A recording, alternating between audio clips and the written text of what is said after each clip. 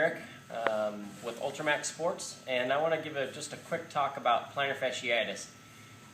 This is something that I see probably 5 or 6 people a day with, every day, 300 and how many days a year that we're open. And so it's very, very common.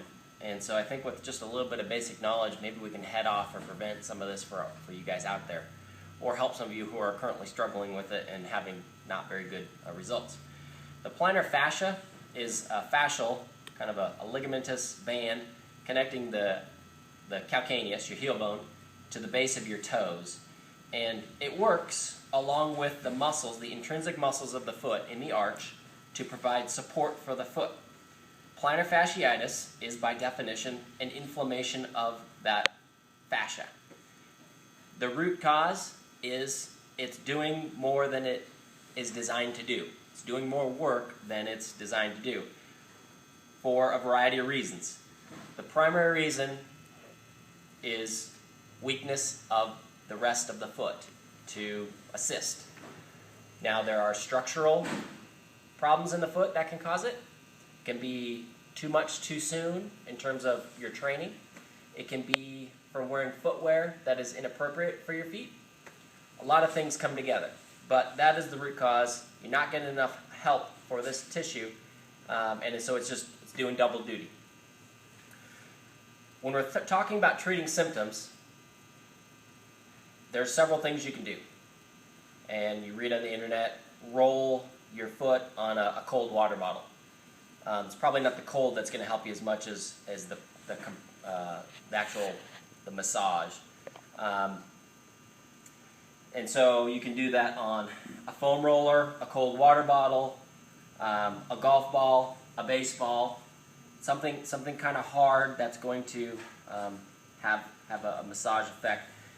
With that tightening, you can also get adhesions. And so another thing you can do is find tight and sore areas and then move your toe back and forth to kind of break those up, and as well as the ankle. So you can do some self-massage techniques to work on that as well. You can sleep in a sock at night or a boot that keeps your foot at 90 degrees, because at night your foot relaxes. And all this is connected. Kind of think of this all as one connected chain. And at night is the only time you actually heal and repair your tissue. And so if you sleep with your foot relaxed, everything heals short. And so when you wake up in the morning, it's short, and you take those first few steps and you're having some pain and possibly some tearing. And so keeping it at 90 degrees will help keep it stretched out, and you'll feel a lot better in the morning. Again, we're just treating symptoms. We're not treating the root cause, so this isn't going to be something that's going to fix you for life.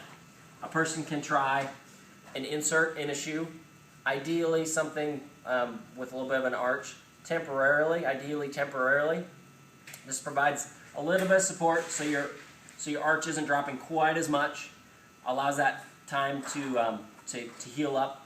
I'm not a big fan of arch supports for the rest of your life, because I kind of feel like it's a crutch. Your foot will then depend upon it, and the muscles in your foot could potentially become even weaker. So I like it as a temporary measure, and for some people. Now, there are people that have structural deformities of their foot that do need an insert for the rest of their lives, I believe. But I don't think it's as many as people get out there.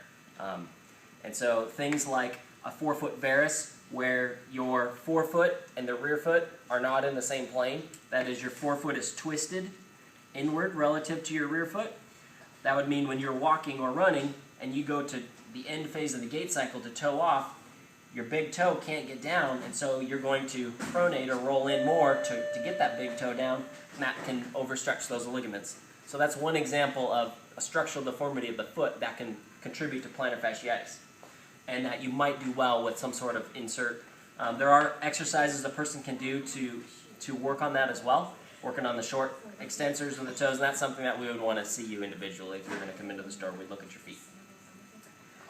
There are supportive socks you can wear during exercise. This is new from a company called Features Plantar Fasciitis Sleeve, and it's compressive around the arch, so it also prevents just a little bit less stretching of those ligaments from happening.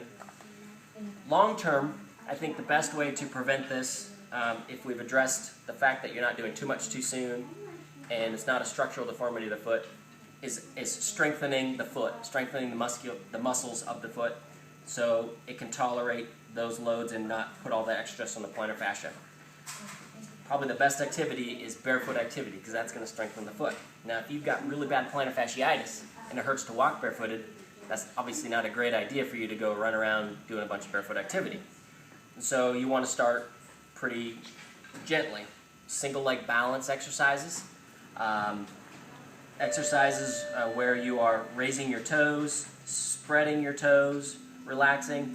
Anytime you're doing anything barefooted and just in place, it's not a lot of stress on that foot, but it's strengthening it. We get an imbalance between the top of the toes and the bottom of the toes. We call that a flexor-extensor imbalance. And most people are stronger on the bottom than the top, partially due to shoe wear, partially due to other things. And so if we can strengthen the top of the muscles, that's going to rely upon less of these flexors, and that contributes to plantar fasciitis as well. And so the way to work those top muscles is to basically raise the toes while keeping the rest of the foot on the ground. It's important to keep the knuckle of the first toe and the fifth toe on the ground while raising the others and spreading the others. Most shoes are pretty tapered in the front, and so they push our toes together and they alter our alignment. So you want to have a nice wide toe box and enough length and enough height in order to accommodate that.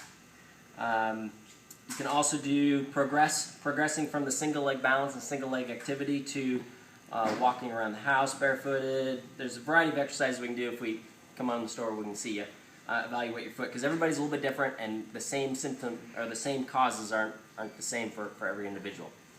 So that's our talk on plantar fasciitis today. If you have it or want to learn more, come on and see us. Thank you.